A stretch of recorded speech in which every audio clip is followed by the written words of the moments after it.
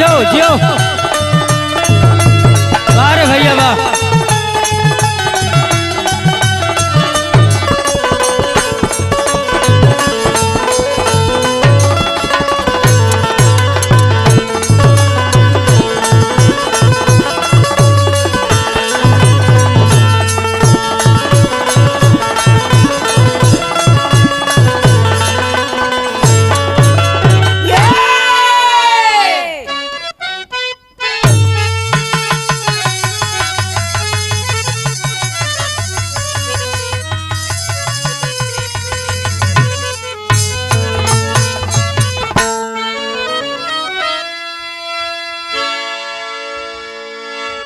अच्छा भैया, हम गायक बेचूलाल उर्फ समीर सुहाना फिर से पुनः आप लोगों के बीच में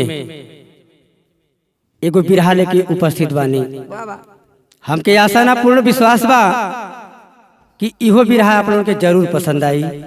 हम एगो औरत के त्याग गावे जाता नहीं, जेकरे त्याग से आज हमहन के बहुत कुछ मिलल बा। अब मास्टर भूमिका के अंदाज में कहल गई।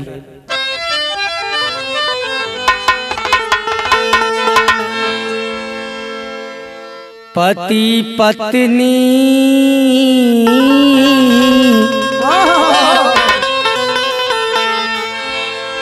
पति पत्नी का रिश्ता ऐसा हो सुहाना, सुख में दुख में विपत में सदा साथ दे, दोनों के दिल में हरदम वफाई रहे, कार्य में एक तुझे का सदा हाथ दे। एक पत्नी पति को पढ़ाने लगी और वो मेहनत से पीछे कभी ना हटी, 4 बच्चों को अपने वो कुर्बान करी,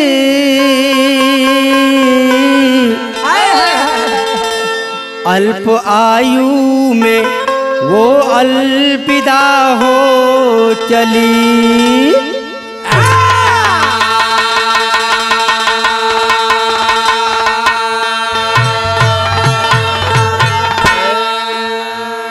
ए भैया, आज हम बिरहा के माध्यम से एगो ऐसन माता की बलिदान त्याग गावे जा रहल बानी, जेकरे कृपा से आज सब नारियन के बढ़िया बढ़िया साड़ी, बढ़िया बढ़िया कपड़ा, अच्छा भोजन, शुद्ध जल सब कुछ मिलता।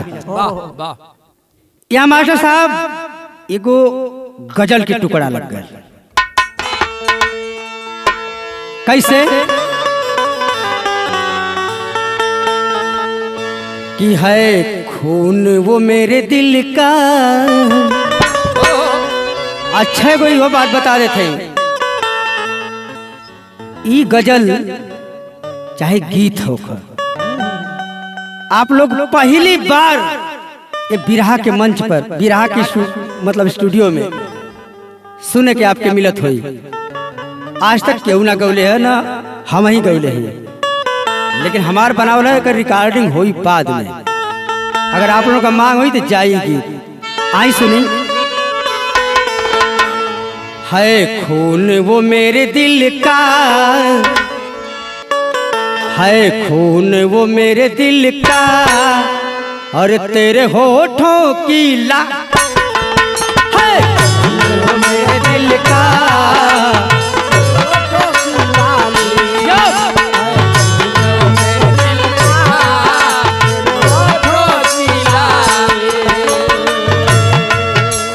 कत्ल किया दिल का, तूने कत्ल किया दिल का,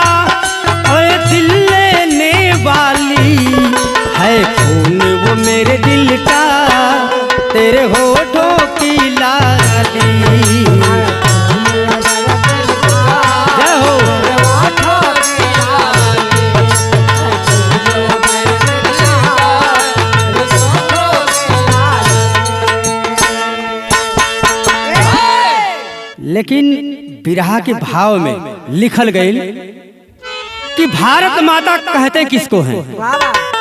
आखिर कान अमेरिका कहल जाए अमेरिका माता, कान चाइना कहल जाए चाइना माता, जापान माता, ब्रिटेन के ब्रिटेन माता नन कहल जाला, लेकिन सिर्फ भारत को कहते हैं भारत माता। ऐसे ऐसी शख्सियत इस भारत में पैदा हुई जिन्होंने अपना सब कुछ कुर्बान कर दिया। कहल गई भाव है, अरे उस भारत माता को, उस भारत माता को है नमन सुहाना का।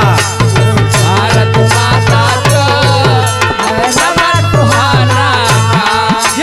भारत माता को है नमन सुहाना का।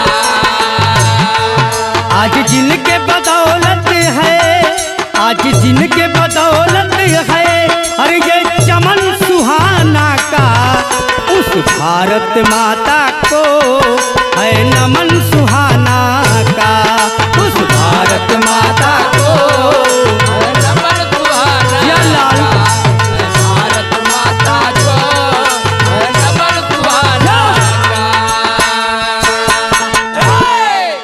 हम उस माताओं को कोट कोट नमन करते हैं। वाह वाह। ऐसे गाना लिखल गई कि बहिनी हो बिरनवा देदा, माता हो ललनवा देदा।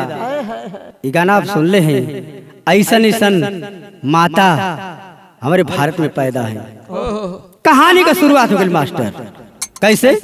ललर ललार लार लार लार ला ला ला।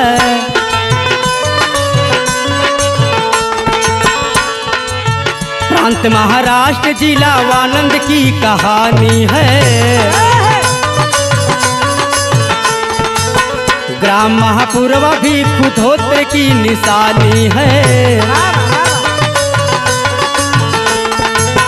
माता रोहिणी एक पुत्री को जन्माई है। रखी है नाम रमा, भीखू से बताई है। बाल विवाह प्रथा उस समय में चलता था। लगी शादी की चिंता, मन नहीं बहलता था। जिला सतारा महू ग्राम दीपू आए हैं। बालक सकपाल को आकर तिलक लगाए हैं।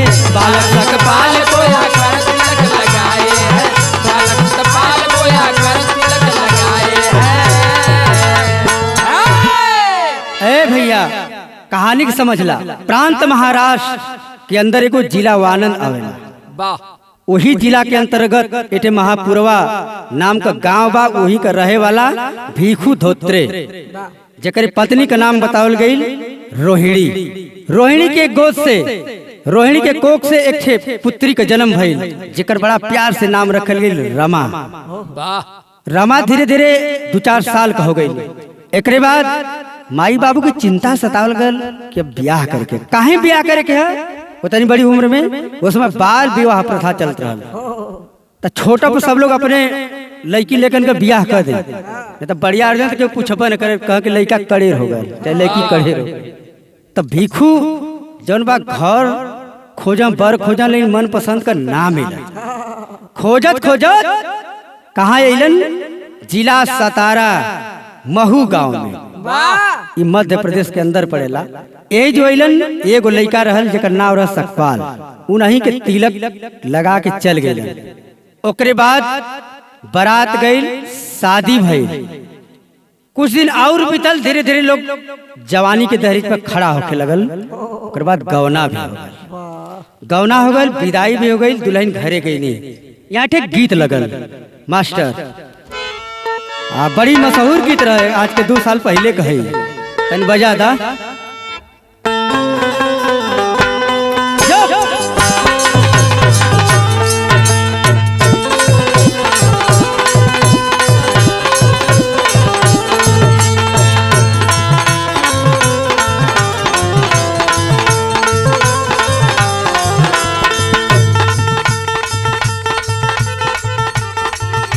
झारस जब बाल सैया जी लागस कमाल सैया जी।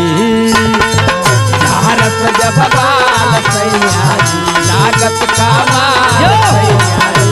झारस जब बाल सैया जी लागत का माल सैया जी। अब बगली से निकाल सैया जी उड़ावत रुमाल सैया जी।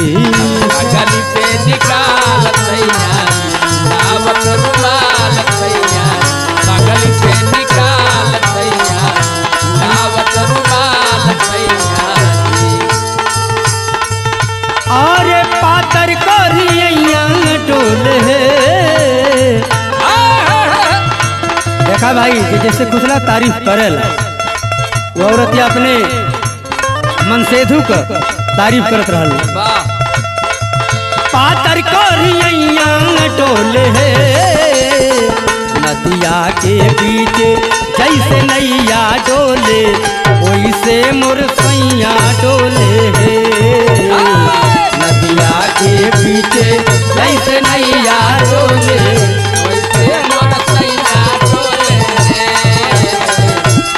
नदिया के पीछे जैसे नैया डोले वैसे मोर सैया डोले। यार शादी हो गई गवनो हो गल विदाई हो गई। रमाबाई कहाँ अली? अली ससुराल रमा जी पवली दुलार रमा जी। अली ससुराल रमा जी पवली दुलार रमा जी।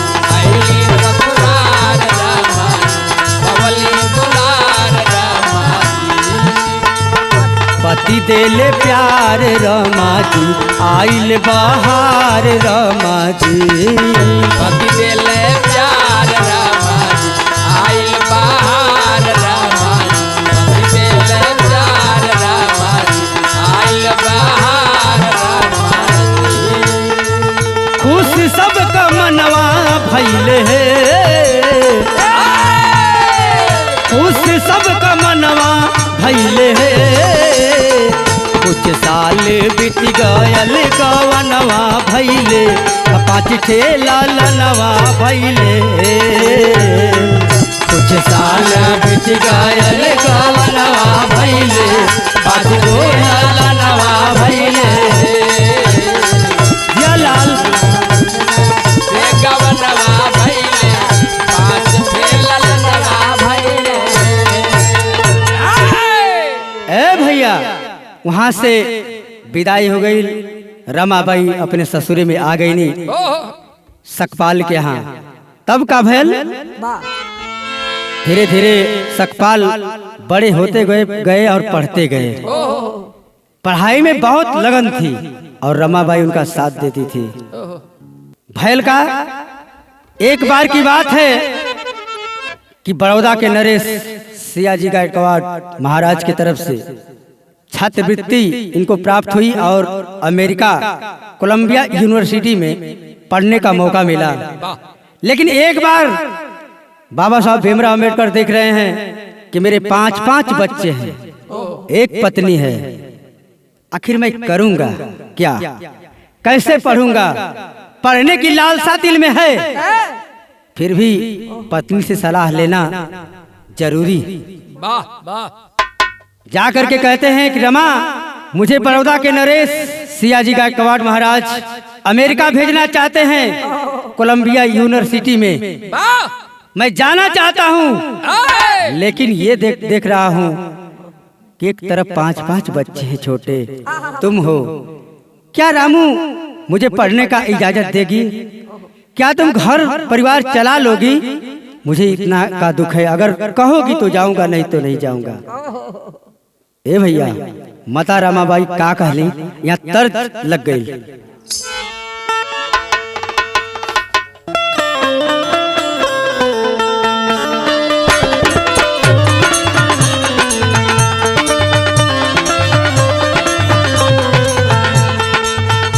देखा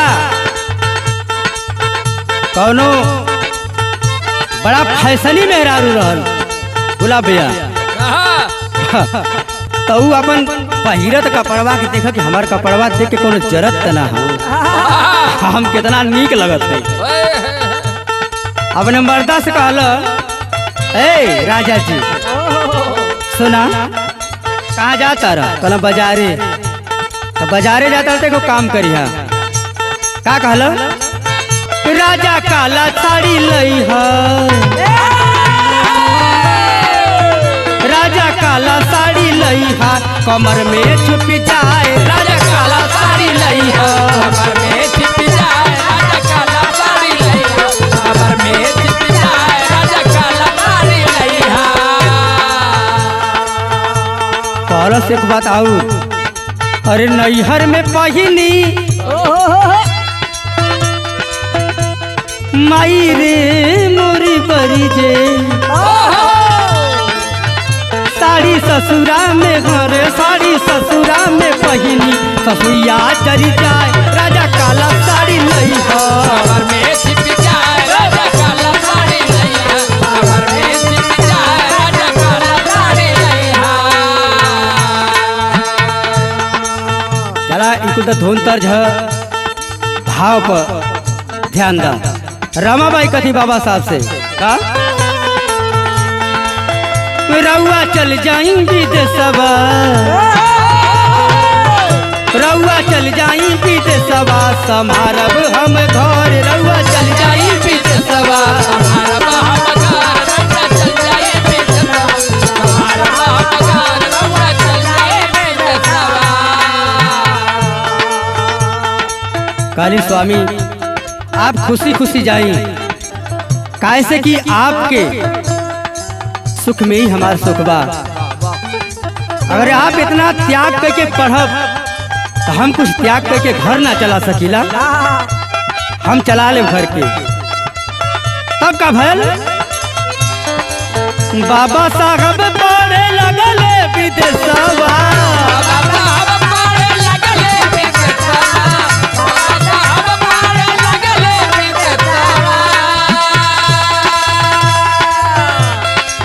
ए हवर रमाबाई काटे कलसवा,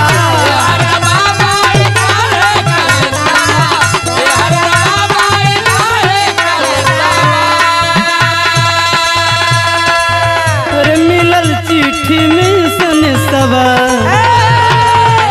मिलल चिट्ठी में सन सवा, समारब हम घर रउआ चल जाई,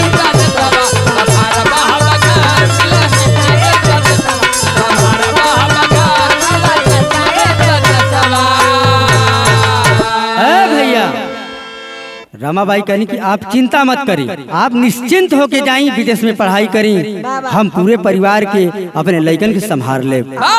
बाहरे माता रमाबाई बाबा साहब उनके ऊपर सब लइकन के छोड़ के चल गए विदेश पढ़े, मन लगा के पढ़त हवन।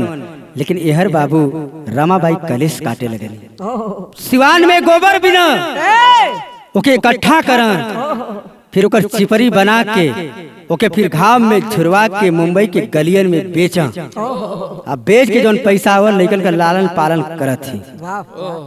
यही बीच में एक जन बड़ा लड़का है बीमार पड़ल, इलाज के बिना दम के तोड़ देलस। रमाबाई पत्थर का कलेजा कर लेती हैं और सोचती कि अगर बाबा साहब को एक खबर लग गई तो उनकी पढ़ाई डिस्टर्ब हो जाएगी, इसलिए वो ना बतौली।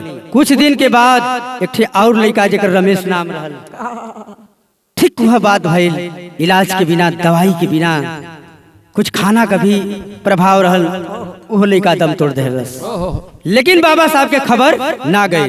ओकरे बाद फिर बीच में बाबा साहब की ओर से एक चिट्ठी आई, वो का आइल और चिट्ठिया में लिखल का रहा मास्टर, अरे एक बेला खा के मोकरीला पढ़ाई,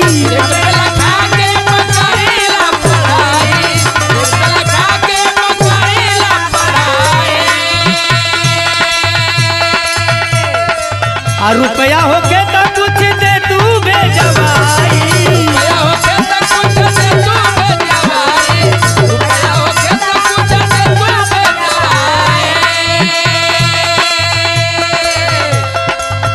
कहलन एक बेला रमाबाई, रामू बड़ा प्यार से रामू कहा बाबा साहब, एक बेला खा के हम 2 टाइम पढ़ाई करीला। अगर कुछ पैसा होखत तो भेजवा दे तू, तो थोड़ा हमके पढ़ाई में उसे जौन बा हमार मदद हो जात। एक बेला खा के करीला पढ़ाई, पैसा होके तो कुछ दे तू भेजवाई। कि मिलल साहब का देशवा संभारब हम घर, मिलल साहब का देशवा।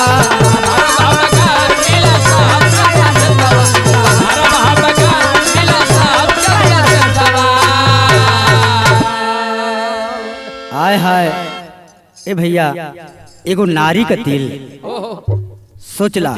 हर बेटी इंदू का तबीयत खराब बा। तीसरा दूठे तो गायब, तीसरा बेटी इंदू का हालत बिल्कुल खराब बा। वही समय में बाबा साहब का चिट्ठी आइल कि रमा एक बेला खा के हम पढ़ाई करीला, दूसरा बेला ना खाइला, कुछ पैसा होखत तो भेजवा दे तू, तो हमारे पढ़ाई में मदद करत। अब माता सोचे लगली कि अब हम का करी। बाबा साहब का ये बेटी इंदू के दवाई करी कि साहब के आदेश का पालन करी। अगर बता देते कि इंदू बीमार है तो साहब का पढ़ाई डिस्टर्ब हो जाए, फिर कौनो काम ना उनका पहिए जो उनका सपना बा। वाह भाई वाह। बाहरे रमा बाई कैली का तर्ज लगल बहुत पहले लोग गाँव कि पिया परदेश गईले अतार लगो चोटिया में। इन आवा भाव पर और रोवेली माई करी कवन हम उपाइया हो।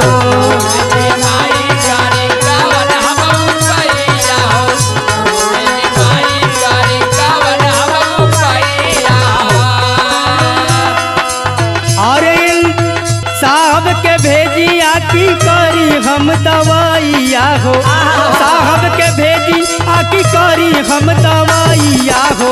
रोवेली माई करी कवन हम उपाइया हो।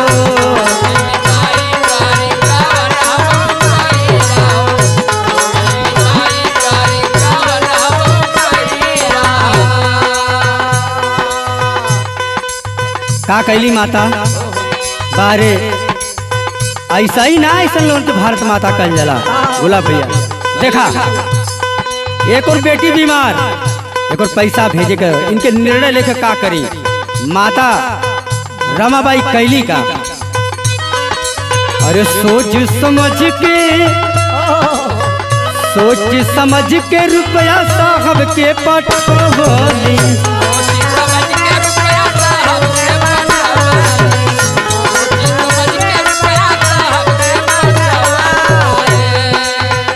साहब के रुपया चल गल यार, इंदू बेटी भी दम तोड़ देने। सब का कहनी इंदू कलास उलझा के दफाना वाली।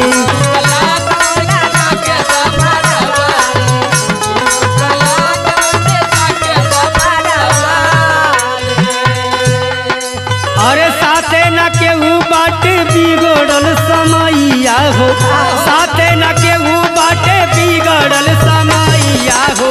रोवेली माई करी कवन हम उपाइया हो।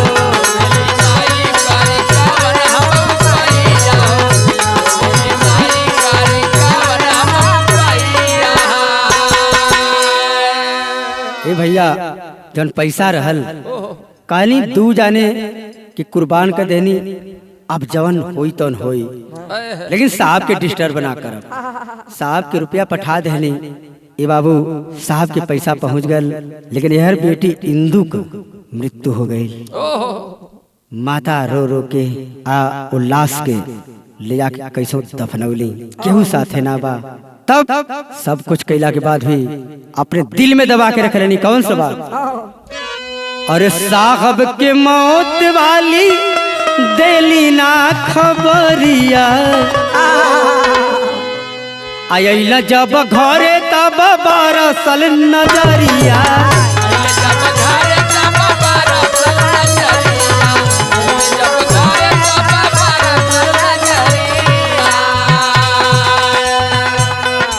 अरे औरत होके भी लड़ली का कठिन लड़ाइया हो, औरत हो के भी लड़ली कठिन लड़ाइया हो, रोवेली माई करी कौन हम उपैया हो।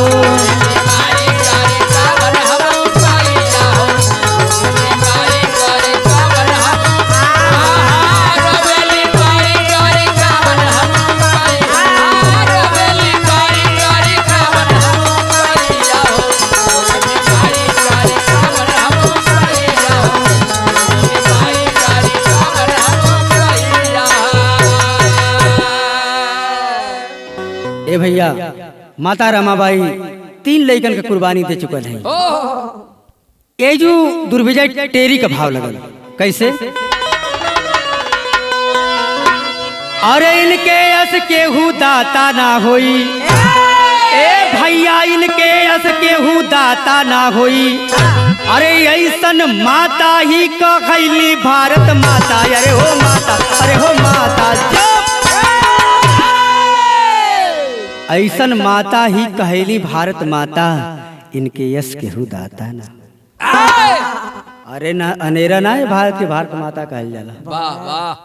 अब सब कुछ भुला के बाबा साहब जब विदेश से पढ़ के अलन तब बड़ौदा रियासत में उनके नौकरी करे के रहल, नौकरी तो मिल गई।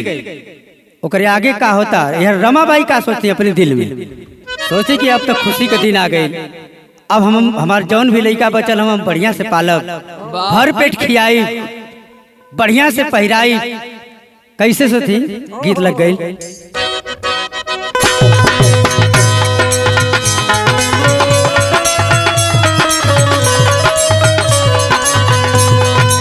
बाबा कोनो लड़का कोनो लड़की के देख के कहलस, जैसे हमारे गोपाल हमारे साथे रहेला, एगो लड़की के देख के कहलन, का कहलन, गजबे बरूप तोहर गजबे सुरतिया तू पवलू न हो।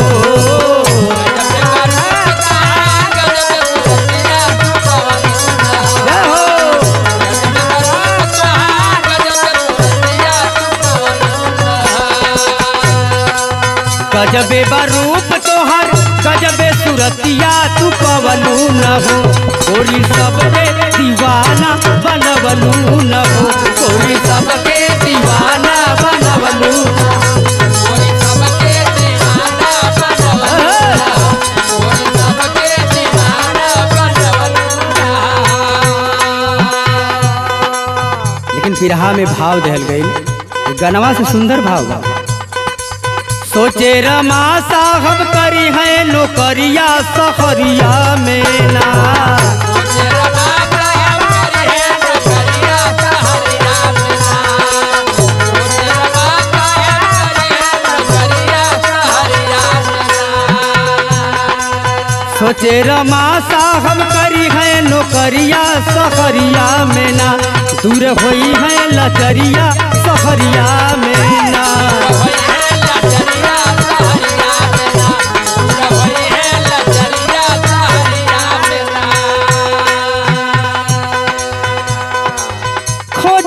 कतही न मिलल मकनवा, बाबा साहब जाके मकान खोजत हुवन, लेकिन वहाँ होत का बा, कहीं के अछूत सब मारे में खनवा,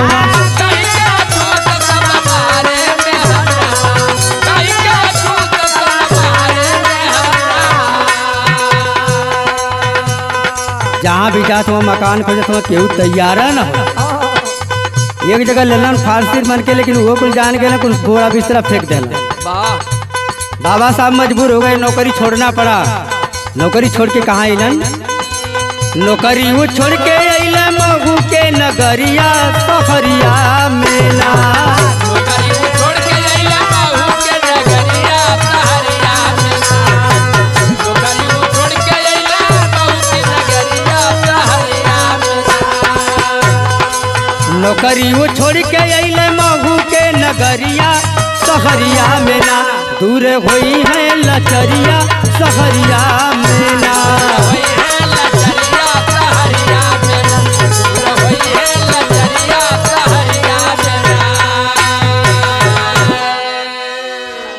ए भैया, बाबा साहब नौकरी तो करे गइलन जरूर, लेकिन माता रमाबाई का इहो सपना चूर हो गए। बाबा साहब मकान खोजे लगे, मकान ना मिलल, मकान मिलबो करल, फिर भी वहाँ ना रहे पौलन। कैसे ढेर बतियाई तो ज्यादा हो जाई, आप लोग खुद समझदार हो। बाबा साहब नौकरी को छोड़ देते हैं और नौकरी छोड़ करके फिर से चले आते हैं घर। फिर बाबा साहब का कैलन सोरठी में कहल गई।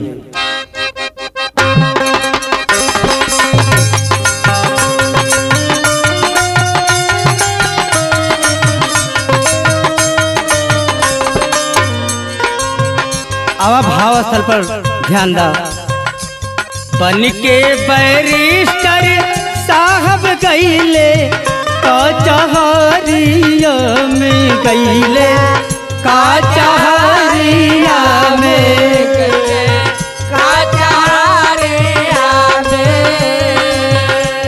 राज रतन पड़ल बीमार न हो, किया हो बहुजन राज रतन पड़ल बीमार न हो, किया हो बहुजन राज रतन पड़ल बीमार न हो। बाबा साहब कचहरी में बैरिस्टर की डिग्री लिए थे। जाने लगे कचहरी में 2 पैसा मिलेगा, बच्चों का पेट पलेगा। तब तक उनका जो एक बेटा था राज रतन, उसकी तबीयत खराब हो गई। हुआ क्या, डबल निमोनिया भइल रहल हीरावा के, भइल रहल हीरावा के। आ बाबा बाबा बोले बार बार न हो, सियाए बहुजन बाबा बाबा बोले बार बार न होना, किया हो बहुजन बाबा बाबा बोले बार बार न होना। जल्दी जल्दी में बाबा साहब के खबर भेजाई गई। खबर पा करके क्या हुआ, पाई के खबर साहब अइले जेवही घरवा में, अइले जेवही घरवा में। आ भइले सुगनवा फरार नये,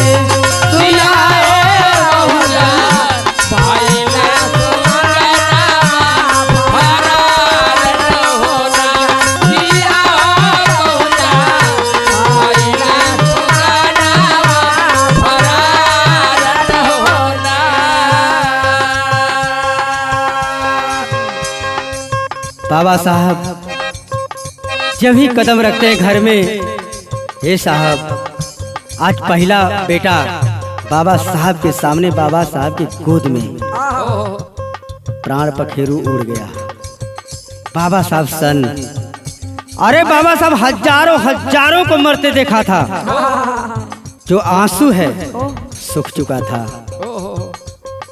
रोवे के लगल, रोवे लगली रमाबाई साहब के समान, रे साहब के समान।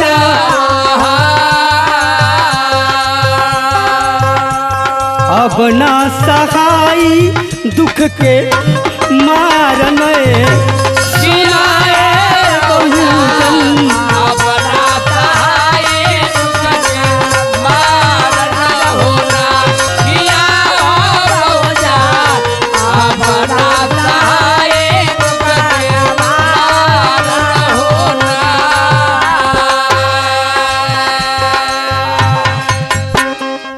बाबा साहब के सामने जब ये मौत हुई, तब रमाबाई बिल्कुल टूट गई और फफक फफक के रोने लगी कि अरे साहब, आपके पढ़ाई के लिए, जो आप समाज को सुधारने के लिए पढ़ाई कर रहे हैं, मैंने 3 एक बच्ची 2 बेटे को कुर्बान कर दिया।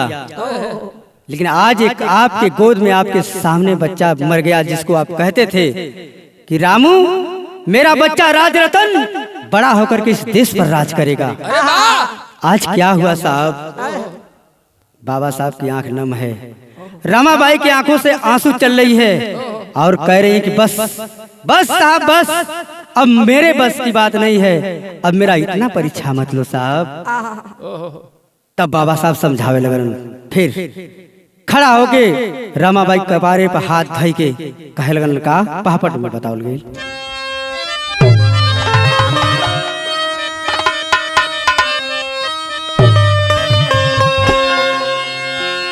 अरे धीरज बधावे साहब तौने छनवा ममता रोवैली, धीरज बधावे साहब तौने छनवा ममता रोवैली, अमरी नयब से कौनो राज रतनवा ममता रोवैली।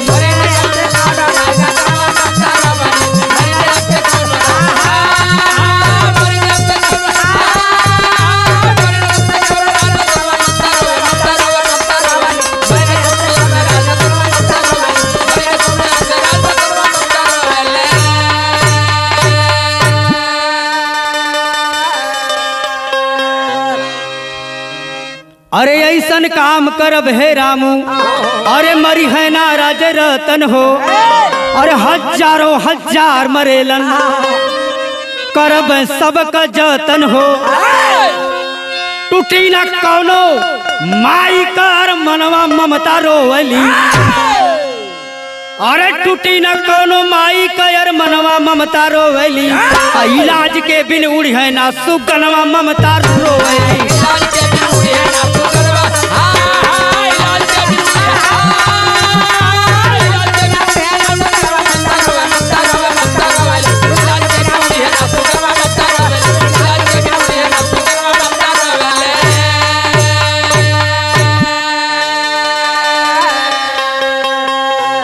बाबा साहब रमाबाई के सर पे हाथ रख के कहते हैं कि रामू बस अब बहुत देर नहीं है, अब से ऐसा नहीं होगा।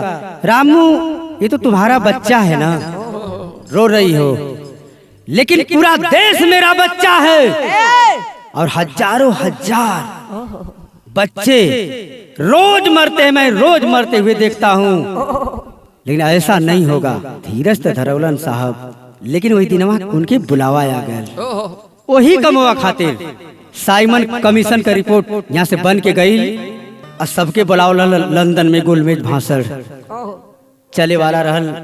बाबा साहब दुआरे पर लाश छोड़ के का गईलन।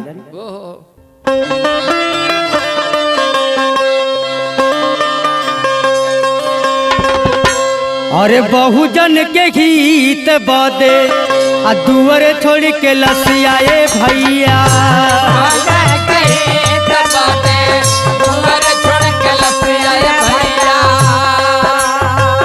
बाबा साहब चली दिहल लंदन दरम्यान,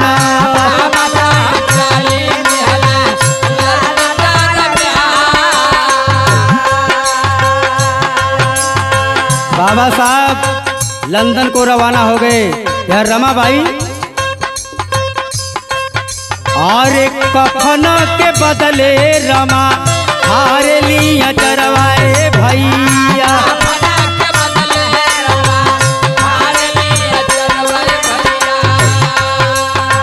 लाश पर ओढ़ा के लेके गईली कब्रिस्तान,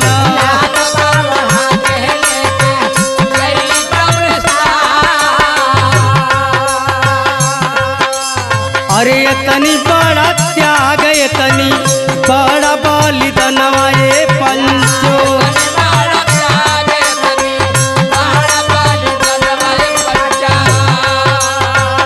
जे भी कयल भारत में वो हो गयल महान,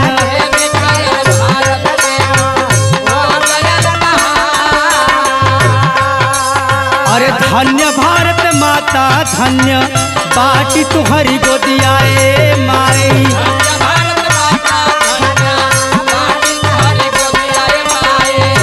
गोदिया का लाल कई दिहलू पूरा बाल,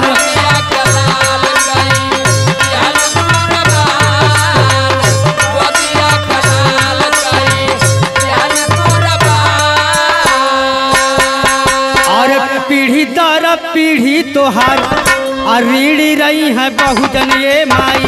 पीढ़ी दर पीढ़ी तुम्हारी रहे बहुजन माई। जितना देहलू केहू ना दिहले बाटे यो गदाना। जितना देहल बारू केहू ना दिहले यो गदाना। जितना देहल बारू केहू ना दिहले यो गदाना। जितना दिहल बारू केहू ना दिहले यो गदाना। जितना दिहल बारू केहू ना दिहले यो गदाना। बाबा साहब उसी दरवाजे पे लाश को छोड़ करके अपने कलेजों को मोट करके और आप और हम सब के लिए लंदन की धरती पर चले गए। रमाबाई इधर कफन के बदले अपना अचरा फाड़ के और बच्चे की लाश को उड़ाकर और दफनाने का काम की। इतना बढ़िया त्याग जे करी वही के कहल जाला भारत माता। वाह वाह। अनेरा ना भारत के भारत माता कहल जाला। बाबा साहब गए और हम आपके लिए सबके लिए अधिकार लाने का काम किए, सब कुछ लाने का काम किए। वाह। तब माता रमा का इतना बड़ा योगदान रहल जितना सब ना कर पाई। आवा खड़ी के लाइन में कहना बा।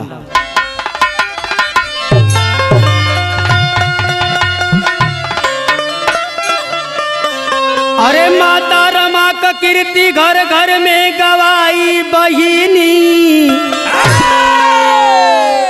अच्छा हम बहिनी काहे कहली?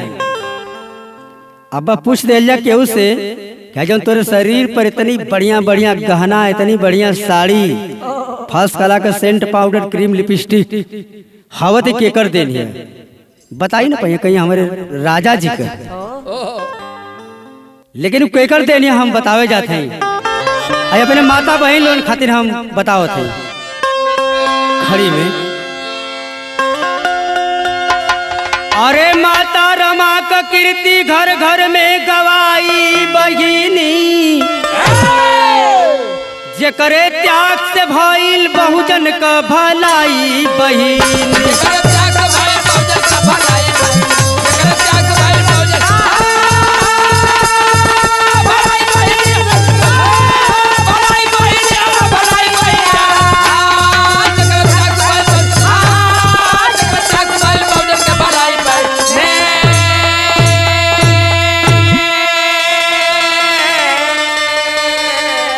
अरे अपने पेन्हली लुगरी तोहके मिले मलमल हो। आई नहीं का देन बाटे मिले शुद्ध जल हो। अरे ई ना पढ़ली तोहरे कलम बा कलाई बहिनी। जे करे त्याग से भइल नारी का भलाई बहिनी।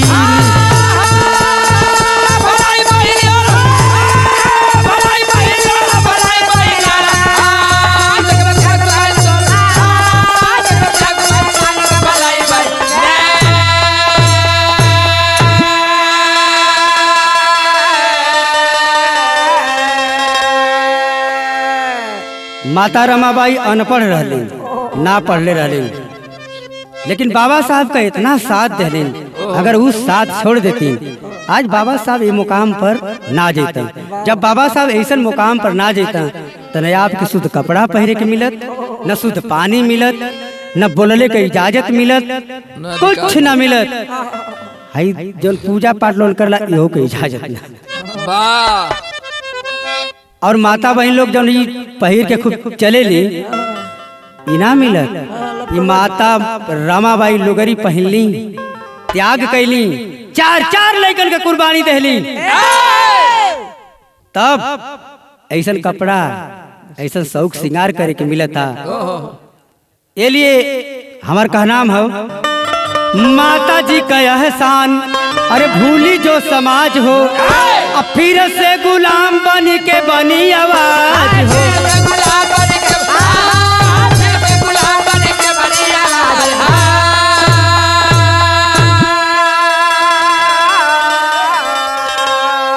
देखे आप लोगों के जाने के बाद कैसे कि आवे वाली पीढ़ी जब ये पढ़ी कि एक ऐसा हमार पुरखा रहलन कितना त्याग कैलन ऐसे हमार पुरखा और रहलन क्योंकि गंवा देलन। तब का होई कि आवे वाली पीढ़ी तो के गरी आई बहिनी, अरे आवे वाली पीढ़ी तो के अरे गरी आई बहिनी, जेकरे त्याग से भइल बहुजन का भलाई बहिनी।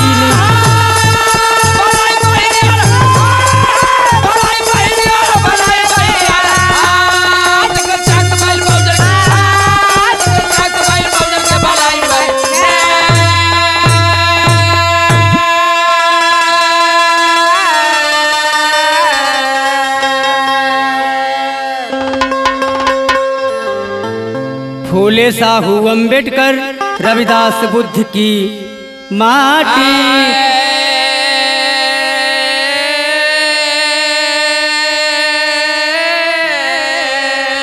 पेरियार ललई यादव जगदेव संवारे थाती,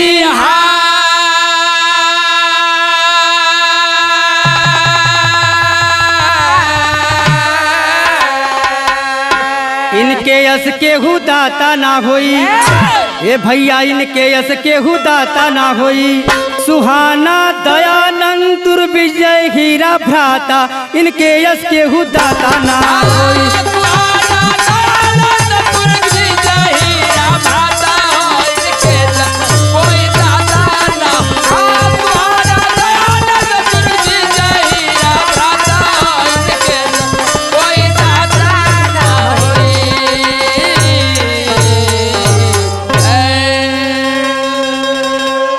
बहुत बहुत धन्यवाद।